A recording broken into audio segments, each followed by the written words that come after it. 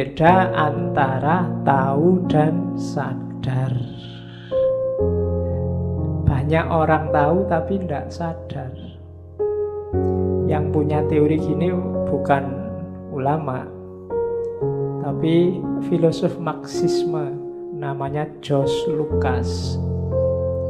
Bagi dia, ya meskipun konteksnya sebenarnya untuk kesadaran proletar, tapi dia punya teori banyak orang yang hanya tahu tapi belum sadar. Kalau orang sudah sadar itu tidak usah disuruh, dia gerak sendiri. Itu berarti sudah sadar. Banyak yang tahu bahwa sholat tahajud itu penting, bagus, tapi yang sadar sholat tahajud tidak banyak.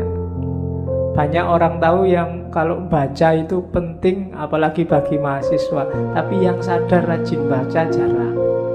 Cuma tahu. Jadi ada jarak antara sadar dan tahu. Kalian ngaji sampai beratus-ratus seri, itu mungkin tahumu sangat banyak, tapi kok hidupmu tidak berubah-berubah, berarti sadarnya yang kurang. Pengetahuannya numpuk di sini semua, tapi tidak ada satupun yang memperhatikan. Maka setelah tahu harusnya sadar. Setelah sadar ada perubahan ke arah yang lebih baik. Oke. Dan itu yang nanti diserang oleh Syekh Siti Jenar, khususnya dalam hal ibadah, khususnya sholat. Dulu saya sudah ngasih beberapa pengantar seperti apa tipenya seorang Siti Jenar. Oke. Langsung saya masuk ke sini, tidak usah repot dengan siapa dia, tahun berapa lahir, aslinya dari mana, dan seterusnya. Cari di rekaman sebelumnya. Ya. Saya mulai dari ini.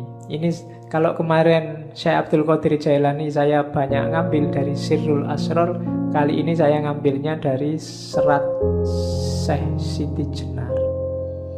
Kan ada serat Siti Jenar yang di situ ceritanya nggak cuma tentang Siti Jenar, nanti ada beberapa muridnya.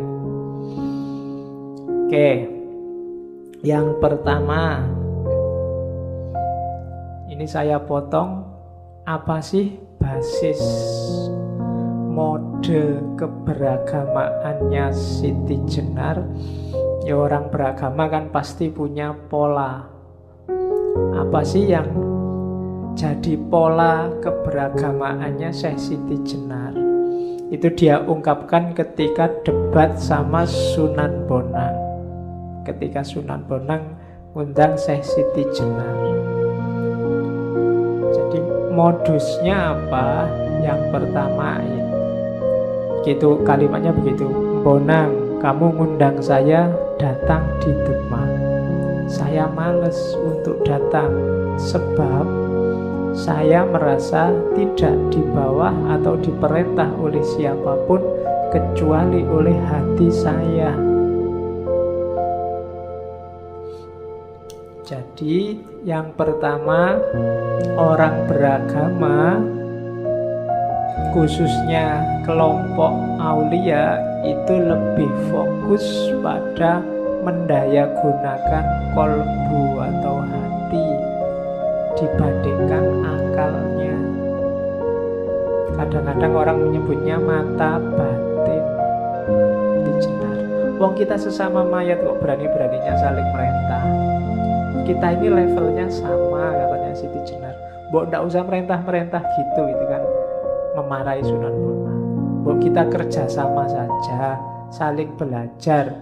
Wong kita itu ngaku nyembah-nyembah Tuhan, bela-bela Tuhan, mengagungkan Tuhan, Tuhannya sendiri kita tidak kenal.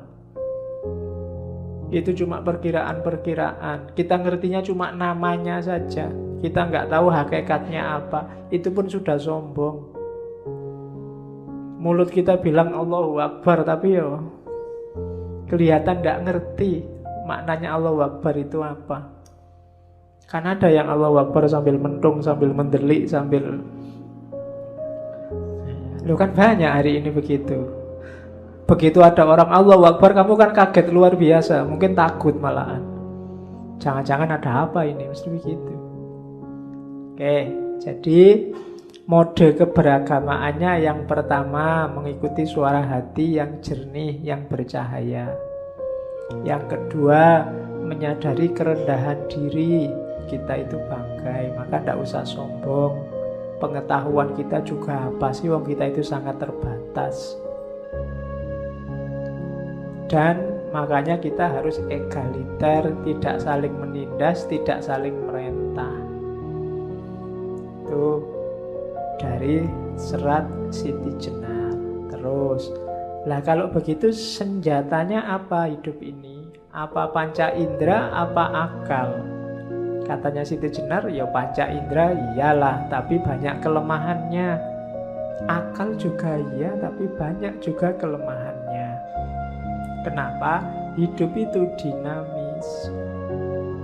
Hidup itu bersifat baru dan dilengkapi dengan panca indera.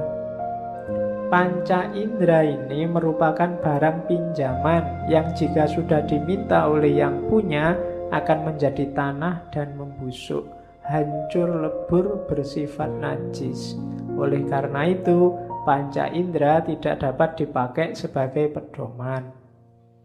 Yang kamu lihat hari ini cakep, percayalah tidak akan bertahan lama. 20, 30, 40 tahun lagi insya Allah sudah selesai cakepnya. Yang kamu lihat hari ini indah juga tidak akan tahan lama. Semuanya ada batasnya. Telinga juga begitu. Sekuat-kuatnya pendengaranmu, ya, pada titik tertentu akan berkurang fungsinya. Gigi, hidung, ya kan? Gigimu mungkin kamu masih muda, giginya masih kuat-kuat. Sebentar lagi goyang satu demi satu. Sekarang masih kuat makan daging, besok cuma kuatnya makan agar-agar. Kenapa? Giginya mulai rontok. Dulu waktu kamu pramukaan zaman aliyah, zaman sanawiyah, wah, jalan berkilo-kilo santai ketawa-ketawa. Sekarang naik sepeda ontel dari sini sampai UIN sana sudah tobat-tobat. Kenapa? Ya diakui aja sudah yang namanya jasmani panca indera itu semakin susut kekuatannya. Terus lah kalau akal gimana? Demikian pula budi, pikiran, angan-angan dan kesadaran yang berasal panca indera tidak dapat dipakai pegangan hidup karena tadi ya tidak abadi. Akal juga begitu. Akal dapat menjadi gila, sedih, bingung, lupa, tidak jujur. Akal itu pula yang siang malam mengajak dengki, bahkan merusak kebahagiaan orang lain. Dengki dapat pula menuju perbuatan jahat, menimbulkan kesombongan untuk akhirnya jatuh dalam lembah kenistaan, sehingga menodai nama dan citranya. Kalau sudah sampai sedemikian jauhnya, baru orang menyesalkan perbuatannya. Akal juga begitu. Kalau madepnya ke duniawi yang jasad materi tadi, hasilnya burem-burem semua, hasilnya akal itu. Kalau ada orang iri, dengki, ngamuk, marah, itu semua karena madepnya ke sana. Akal ya sering keliru. Dianggapnya A ternyata B, diramalkan A ternyata B. Jadi akal sering keliru. Panca indera juga sering keliru. Jadi dua-duanya kita pakai dalam hidup, wong itu sunatullah. Tapi tidak boleh terlalu disandari. Masing-masing punya batas. Saya selalu bilang kita punya banyak sekali fakultas pemahaman. Cuma yang biasa kita pakai hanya dua ini, panca indera sama akal. Padahal kita masih punya nurani. Nurani pakai A ya, bukan pakai O. Kita kalau pakai O kan nurani. Terus ya makanya di kantor itu ada majalah nurani itu kan.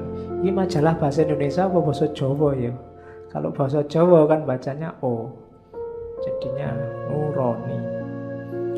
Atau bahasa Arab. Kalau bahasa Arab nurani itu bagus, dua cahaya, kan dua nur.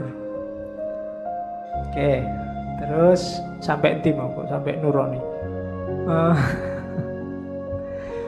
Pikirannya mulai ngelantur. Jadi akal tidak bisa disandari, panca indera nggak bisa disandari. Kita punya naluri, kita punya nurani, kita punya intuisi, kita punya imajinasi, loh masih banyak. Sayangnya kita tidak peka, kita nggak canggih mendaya gunakannya. Itu yang bikin kita sering keliru-keliru membaca realitas. Membaca Ahok itu harusnya pakai panca indera, pakai akal, pakai nurani, pakai naluri, pakai nas, apa pakai apa. Membaca HTI itu, yang sekarang ruwet itu, harusnya pakai hukum, apa pakai akal, apa pakai nurani, apa pakai naluri, apa pakai intuisi, apa nunggu ilham dulu, dan seterusnya. Kita tidak canggih di bidang itu. Jadi itu yang dikritik oleh Siti Jenar. Batin kita gelap karena sandarannya hanya panca indera sama akal yang orientasinya ke materi. Jadi ada dua dasar: hidup dengan berfatwa, menunggu fatwanya hati, dan tidak terlalu bersandar pada panca indera dan akal. Terus kenapa Syekh Siti Jenar sering mengkritik para ulama dan santri zaman itu? Di situ tak tulis.